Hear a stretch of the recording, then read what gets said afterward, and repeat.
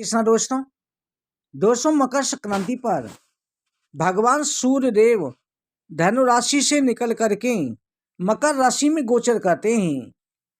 भगवान सूर्य देव के मकर राशि में गोचर करने से भगवान शनिदेव अपने पिता सूर्य देव का गुड़ और काले तिल के द्वारा स्वागत करते हैं। सूर्य देव भगवान की कृपा दृष्टि और शनिदेव भगवान की कृपा दृष्टि से पिता पुत्र के मिलन से दंपतियों को पुत्र का सुख प्राप्त होता है। निसंतान दंपतियों को संतान की प्राप्ति होती है। इस दिन मात्र केवल ये उपाय करने से निश्चित रूप से सूनी गोद भर जाती है, बने हुए सभी बंधन खुल जाते हैं।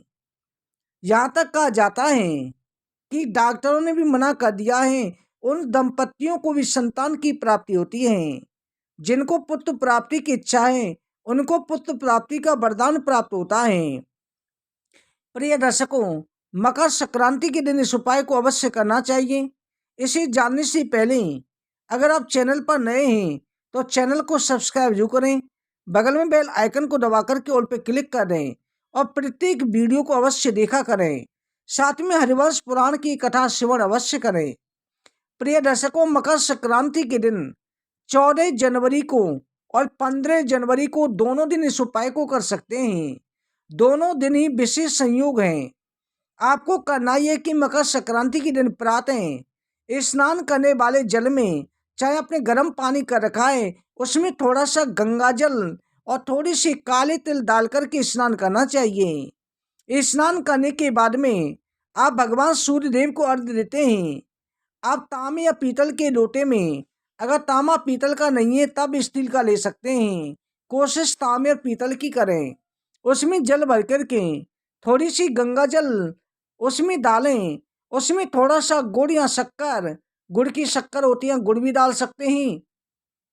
थोड़ा सा लाल चंदन या रोली डालें, थोड़े चावल के दाने और उसके साथ में उसमें थोड़े से काले तिल या सफ़ेद तिल डाल करके सूर्य भगवान को अर्घ्य देना है।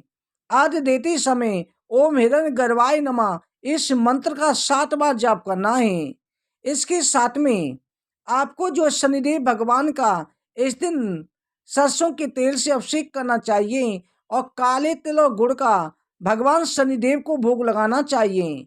अगर शनिदेव मंदिर पास में नहीं है तब सूर्य भगवान के सामने खड़े होकर के गुड़ और तिल किसी पेड़ पर शनिदेव भगवान के नाम से अर्पित कर दे में। इसके साथ आपको एक भोजपत्र का टुकड़ा लेकर के आना है और उसे ला करके उस पर अपनी मनोकामना जैसे पुत्र प्राप्ति की, संतान प्राप्ति की इच्छा जो है, ओम देवकी सुत गोविंदा वासुदेव जगतपते देहि में तनयम कृष्णा तो हम शरणम गता, इस मंत्र को लिख करके अपना नाम और गोत्र लिख करके, पति पत्नी का नाम लिखें, गोत्र लिखें, अपने घर का पता लिखें। इसके बाद उस भोजपत्र को फोल्ड करके आप भगवान के चरणों में उसे दबा करके रख दें।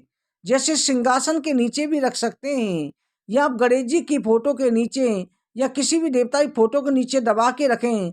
उसे आपको हटाना नहीं है। सफाई करते समय कभी हटाना भी पड़ जाए तो दोबारा से वापस रख दिया करें। इसके साथ आपको जो है भगवान को तिल के लड्डू का भोग लगाना है और तिल के लड्डू का भोग लगा करके घी का दीपक जला करके आपको संतान गोपाल मंत्र का 160 बार जाप करना है। इस दिन आपको चाहिए कि थोड़े से गुड़ में जो है तिल मिला करके रोटी के साथ गाय को अवश्य खिलाएं। अगर आप बंधन मुक्ति चाहते हैं तो आप एक पान का पत्ता लें। पान का पत्ता नहीं है तो पीपल का पत्ता ले सकते हैं। उस पर आपको जो है सिंदूर से अपनी अनाम का उंगली जो कनिष्ठा के साथ वाली होती है उससे स्वास्तिक चिन्ह बनाएं और एक सुपारी पर 7 बार कलावा लपेट करके सुपारी को उसके स्वास्तिक चिन्ह के ऊपर रखें। उसके बाद अपनी मनोकामना बोलते हुए उस पत्ते को फोल्ड करें, ऊपर से 7 बार मोली लपेटें और जाकर के हनुमान जी के सामने अर्पित करने में अपनी मनोकामना बोल कर के आ जाएं। इस दिन पीपल के पेड़ पर जल चढ़ाना, पीपल के पेड़ को गुड़ और तिल का भोग लगाना 7 परिक्रमा करना, 7 बार कलावा लपेटने से भी मनोकामना पूर्ति का वरदान प्राप्त होता है। प्रिय दर्शकों, इन उपायों को अगर एक भी उपाय कर लेते हैं तो निश्चित रूप से मनोकामना पूरी होती है। इन उपाय को करें, वीडियो को ज़्यादा शेयर करें, चैनल को सब्सक्राइब करें। जय श्री कृष्ण।